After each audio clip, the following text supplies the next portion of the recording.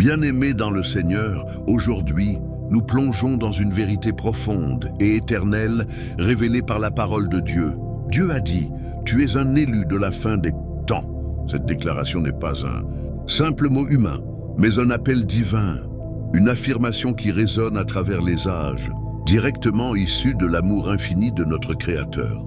Être un élu de Dieu signifie être choisi, séparé, destiné à un but glorieux au milieu des tumultes de la fin des temps. C'est une identité qui transcende les circonstances terrestres, une assurance que malgré les épreuves, les persécutions et les signes apocalyptiques, Dieu a posé son regard sur toi depuis avant la fondation du monde. L'Écriture nous enseigne que les élus sont ceux que Dieu a prédestinés pour sa gloire, pour être des témoins vivants de sa puissance dans les derniers jours. Permettez-moi de développer cela en profondeur, en explorant les racines bibliques de cette élection divine, en insérant plus de 10 versets publics tirés des Saintes Écritures pour illuminer notre compréhension. Nous verrons comment cette élection n'est pas un privilège arrogant, mais une responsabilité humble, un appel à la sainteté, à la persévérance et à la mission dans un monde qui s'achemine vers son accomplissement prophétique. Les élus de la fin des temps sont ceux qui, par la grâce de Dieu, tiendront ferme lorsque les cieux trembleront et que la terre sera ébranlée. Ils sont les porteurs de lumière dans l'obscurité croissante, les gardiens de la vérité éternelle. Commençons par comprendre l'essence de l'élection divine.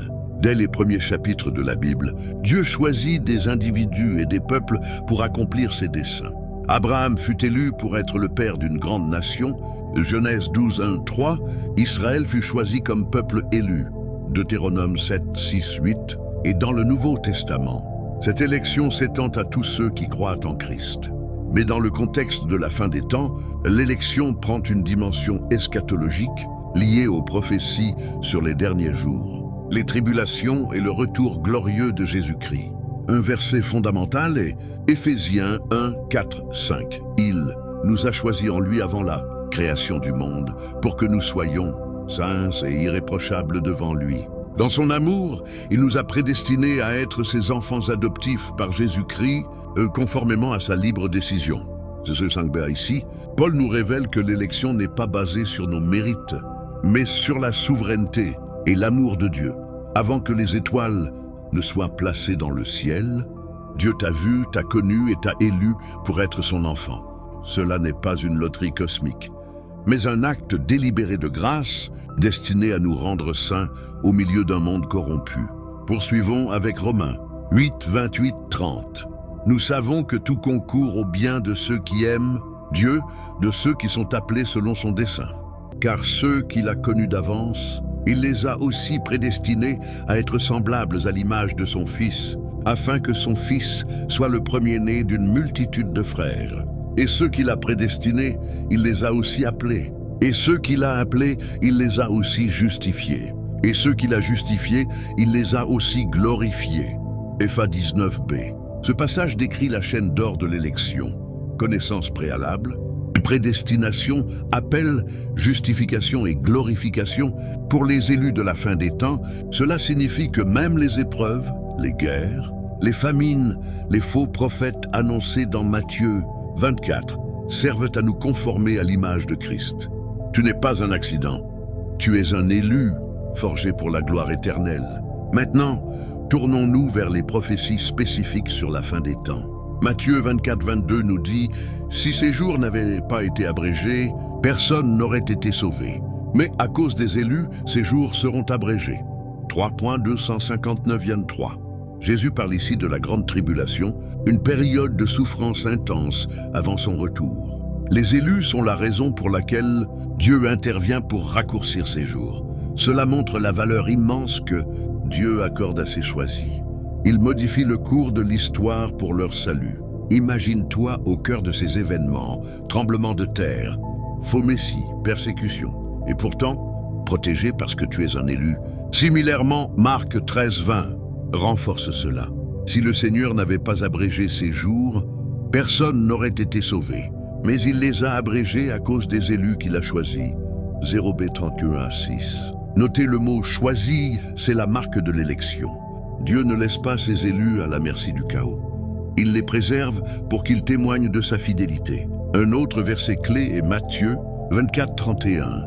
Il enverra ses anges avec un grand son de trompette, et ils rassembleront ses élus des 4 vents, depuis une extrémité des cieux jusqu'à l'autre. 525-4. Lors du retour de Christ, les élus seront rassemblés de toute la terre. C'est une promesse de réunion, de victoire sur la dispersion causée par les tribulations. Si tu es un élu de la fin des temps, sache que les anges eux-mêmes viendront te chercher. Penchons-nous sur 2 Thessaloniciens 2, 13, 14. Pour nous, frères bien-aimés du Seigneur, nous devons constamment remercier Dieu à votre sujet, parce que Dieu vous a choisi dès le commencement pour le salut par la sanctification de l'Esprit et par la foi en la vérité. C'est à cela qu'il vous a appelé par notre évangile, afin que vous possédiez la gloire de notre Seigneur Jésus-Christ. 2 99, Paul remercie Dieu pour l'élection des Thessaloniciens, qui vivaient déjà des persécutions préfigurant la fin des temps.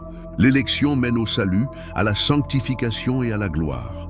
Dans les derniers jours, où l'apostasie et l'homme de péché surgiront, 2 Thessaloniciens 2, 3, les élus resteront ancrés dans la vérité. Luc 18, 7, 8. Dieu ne fera-t-il pas justice à ses élus qui crient à lui jour et nuit, et tardera-t-il à leur égard? Je vous le dis, il leur fera promptement justice. Mais quand le Fils de l'homme viendra, trouvera-t-il la foi sur la terre?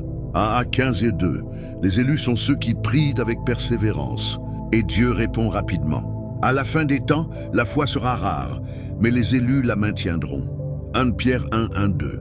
Pierre, apôtre de Jésus-Christ, aux élus qui vivent comme étrangers dans la dispersion, élus selon la prescience de Dieu le Père, par la sanctification de l'Esprit, afin qu'ils deviennent obéissants et qu'ils soient aspergés du sang de Jésus-Christ et de ses 29L.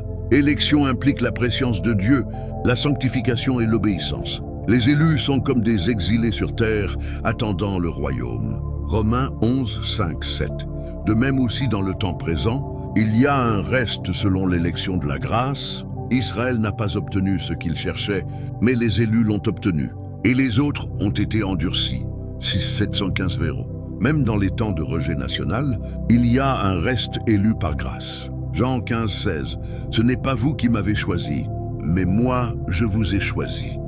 Et je vous ai établi afin que vous alliez et que vous portiez du fruit, et que votre fruit demeure. Acte 465. Jésus choisit ses disciples et nous pour porter du fruit éternel. Crucial dans la fin des temps, 2 Timothée 2, 10. C'est pourquoi j'endure tout à cause des élus, afin qu'eux aussi obtiennent le salut qui est en Jésus-Christ, avec la gloire éternelle. 9 B2 F1C. Paul souffre pour les élus, soulignant leur salut éternel. Matthieu 22, 14. Car beaucoup sont appelés, mais peu sont élus. 6 49, 44. Cela distingue l'appel général de l'élection effective. Acte 13, 48. Les païens se réjouissaient en entendant cela. Ils glorifiaient la parole du Seigneur, et tous ceux qui étaient destinés à la vie éternelle crurent. 66 Bertrieux. Les destinés élus croient. Colossiens 3, 12. Ainsi donc, comme des élus de Dieu saints et bien-aimés, revêtez-vous d'entrailles de miséricorde, de bonté, d'humilité, de douceur, de patience. 72 IED 5b. Les élus doivent vivre en accord avec leur statut. Romains 8, 33. Qui accusera les élus de Dieu? C'est Dieu qui justifie. C'est une vertu de protection divine pour les élus. Ces versets, et bien d'autres, peignent un portrait vivant des élus. Choisis par grâce, préservés dans les tribulations, destinés à la gloire. Être un élu de la fin des temps implique de veiller, de prier, de proclamer l'évangile alors que les signes se multiplient.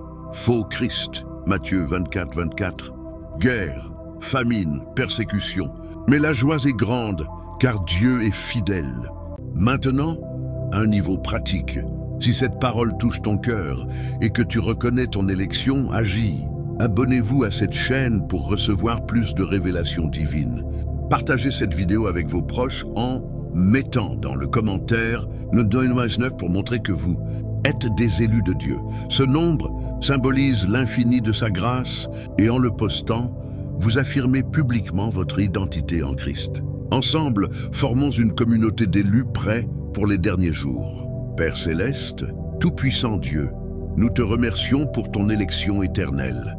Toi qui as dit, tu es un élu de la fin des temps, fortifie-nous par ton esprit.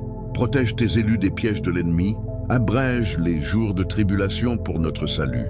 Que nous portions du fruit abondant, que nous crions à toi jour et nuit, et que nous soyons rassemblés par tes anges au son de la trompette. Au nom puissant de Jésus-Christ, qui revient bientôt, nous brisons tout lien de ténèbres. Nous déclarons la victoire sur les faux prophètes et les esprits de mensonges. Que ta gloire descende sur nous, que ton feu consume nos doutes, et que nous marchions en saints et irréprochables jusqu'à ton retour. Amen et Amen. Gloire à Dieu pour toujours.